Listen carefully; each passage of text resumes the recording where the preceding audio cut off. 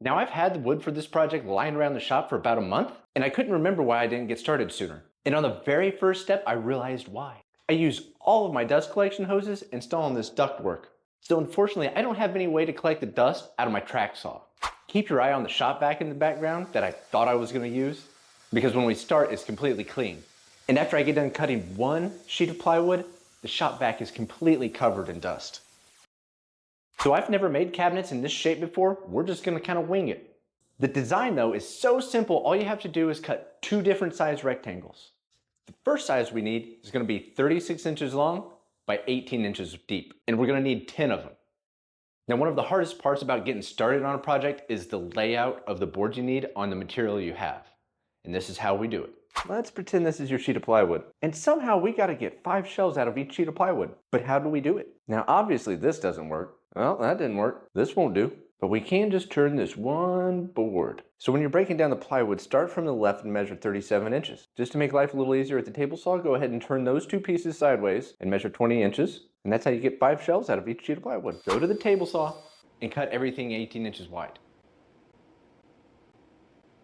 Now that we got everything 18 inches wide, let's head to the miter saw and cut everything 36 inches long. Now the design of these cabinets are really simple. You just need 10 shelves and 4 back supports. Now that you got all 10 shelves cut to size, let's grab those offcuts from earlier, run them through the table saw at about 3 inches. Now it's time for everyone's favorite tool, the pocket hole jig. Now there's no real need to be precise here, just put 5 holes at the end of each 36-inch shelf. On the back supports, put 2 pocket holes on each end and 3 on one long side. You don't have to do this next step. These are shop cabinets, but I'm getting really tired of looking at the edge of exposed plywood in my shop. So we're gonna slap some iron-on edge banding to this guy. Now I don't use one of those razor jigs to cut the edge banding flush with the shelf. Just grab a chisel, keep it flat on the shelf and run it right down. Edge banding comes off like that. Finally, we can start assembling the carcass. Place one of your shelves flat on your workbench, grab one of your back supports and apply glue to the edge that had those 3 pocket holes in it. You can connect the sides of the carcass without corner clamps, but God, does it make life a lot easier. The most important part of this step is make sure everything is flush and square.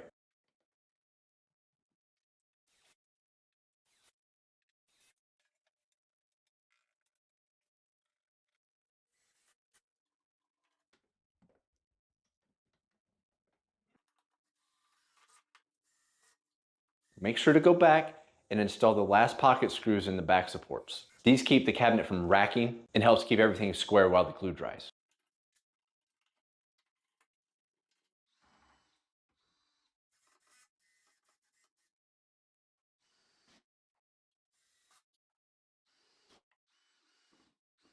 In order to install the center shelves, we're going to need a couple space holders. I cut my spacers to 16 and 15/16 inches. There's no need to use glue here. 10 pocket hole screws is enough to keep this shelf in place forever.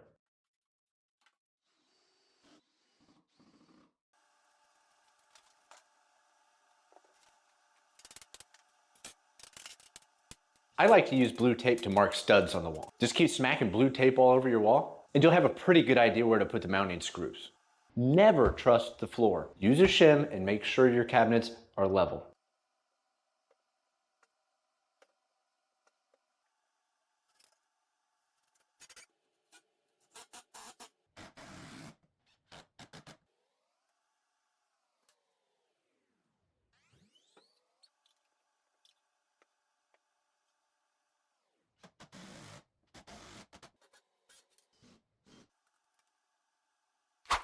You could be done at this point and leave the cabinets as is, but I want to put some doors on here because I don't want to see what's on the shelves all the time.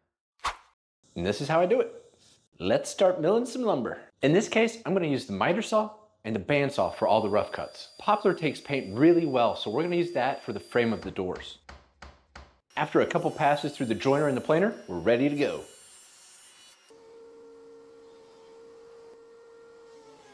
Now you don't need a joiner and a planer to do this.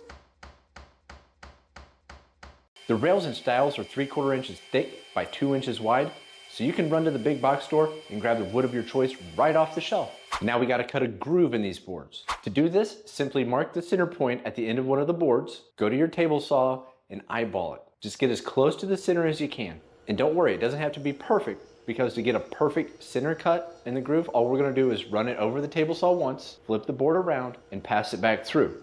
I set my table saw height to about 1/2 inch. Little pro tip here, make a mark on one side of every board. That way when you do the final glue up, nothing gets squirrely on you. You don't want any surprises during a glue up. I also like to leave myself little love notes on the wood. Any defects, any ends I want to cut off, any knot holes I want to make sure to remove. Now we're going to cut the rails and stiles to length. How long should they be? That's a good question. The rails are going to be easy. We know the cabinet is 72 inches tall, and we're going to use an 1/8 inch reveal between the doors. So we're going to cut each rail to 35 and 15/16 inches long. The stiles are a little trickier. We're going to have to do a little math here because all plywood is not equal. So get out your tape measure. Let's go to work. Take the width of your cabinet. Immediately subtract 6 inches. That's the depth of the rails minus the groove. Now subtract 1/8 inch for the reveal and divide that number by 2. In my case, I had to cut the stiles to 15 and 9/16 inches. We've got all the door parts cut to size. Let's head back to the table saw and cut a 1/2 inch tongue on the end of each stile.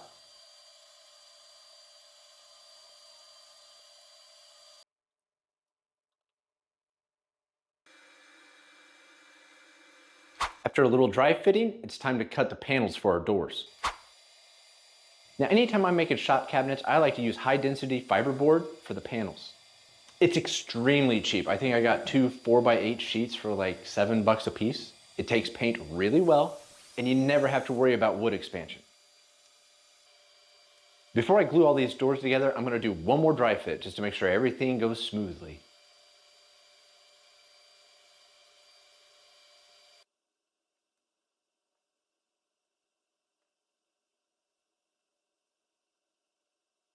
Little pro tip for you, loosely use a clamp to keep the rails from coming off the stiles while you insert the panel. After the glue dries, let's do some light sanding. I'm going straight to 220 grit because I had my planer set to finish mode. Mark your doors for some hardware and let's get to drilling some holes.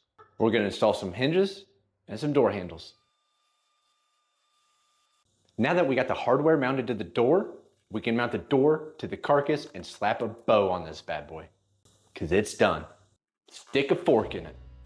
All we got to do now is paint it.